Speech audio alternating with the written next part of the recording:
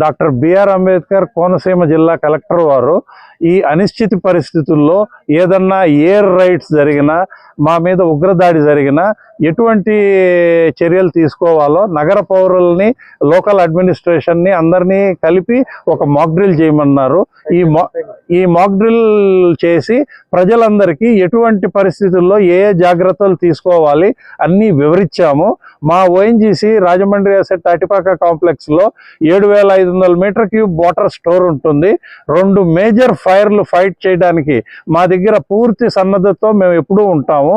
మా ప్లాంట్ మొత్తంలో fire water grid ఉండి ఎక్కడ విపత్కర పరిస్థితి అగ్ని సంభవించినా అక్కడికి వెళ్ళి కాల్ పాయింట్ని యాక్టివేట్ చేస్తే మా ఫైర్ సిబ్బంది, ప్రొడక్షన్ సిబ్బంది అందరూ అక్కడికి వెళ్ళి అక్కడ ఉన్న అగ్నిని ఆర్పుటకు, పోరాడుటకు సంసిద్ధులై ఉన్నారు. అందుకు ట్రైనింగ్ కూడా పూర్తిగా తీసుకొని ట్రైన్డ్ అయి ఉన్నారు. మా దగ్గర 4 రకాల ఫైర్లు అంటే A class, B class, C class, D class 4తో ఫైట్ చేయడానికి కావాల్సిన ఫైర్ ఎక్స్టింగ్విషర్స్ కూడా మా దగ్గర ఉన్నాయి. అవి వాడుటలో కూడా మా వాళ్ళందరూ పూర్తిగా ట్రైన్ అయ్యి శిక్షితులై ఉన్నారు. ఏదన్నా విపత్కర పరిస్థితి వస్తే కలెక్టర్ గారు ఆదేశించినట్లు ఆర్డీఓ గారికి, ఎంఆర్ఓ గారికి, ఎస్ఐ గారికి, నగర ప్రెసిడెంట్ గారికి మేము ఇన్ఫార్మ్ చేస్తాము. వారి ద్వారా మెసేజ్ మీకు వచ్చి ఇక్కడ మా అలారం వినపడితేనే విపత్కర పరిస్థితి వచ్చిందని నమ్మాలి.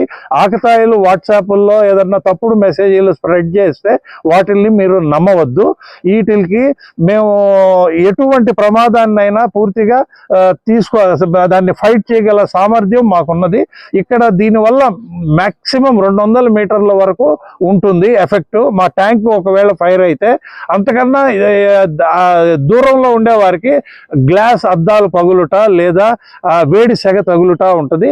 వారు మాత్రమే, ఎవరికైతే ఇది కనిపిస్తే వారు కొంచెం దూరమైన మిత్రుల ఇళ్లల్లో లేదా చుట్టాల ఇళ్లల్లో ఉండి దీన్ని మాకు సహకరించాలి. ఓఎన్జీసీ అంటే మేము ఒక్కళ్ళమే కాదు, చుట్టుపక్కల ఉన్న ప్రజలందరూ సహకరిస్తేనే, వారి సహకారంతోనే మేము ఈ గ్యాస్ ఆయిల్ అనేది బయటకు తీసి దేశ ఇంధన అవసరాలు, ఆర్థిక అవసరాలు పూర్తి చేయుటకు మేము కృషి చేయగలము.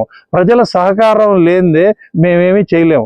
ఇందాక గవర్నమెంట్ వారు విడుదల చేసిన వీడియోలో చెప్పినట్టు ప్రతి పౌరుడు ఒక కవచము, ప్రతి ఇల్లు ఒక కోట.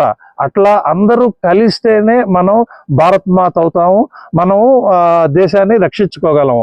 మన వంతు బాధ్యతని మనం అందరం నిర్వర్తించి లైట్లన్నీ ఆఫ్ చేసి సైరన్లు విన్నప్పుడు ఎవరికి మన ఉనికి తెలియకుండా మీరు తగు జాగ్రత్తలు తీసుకోవాలి.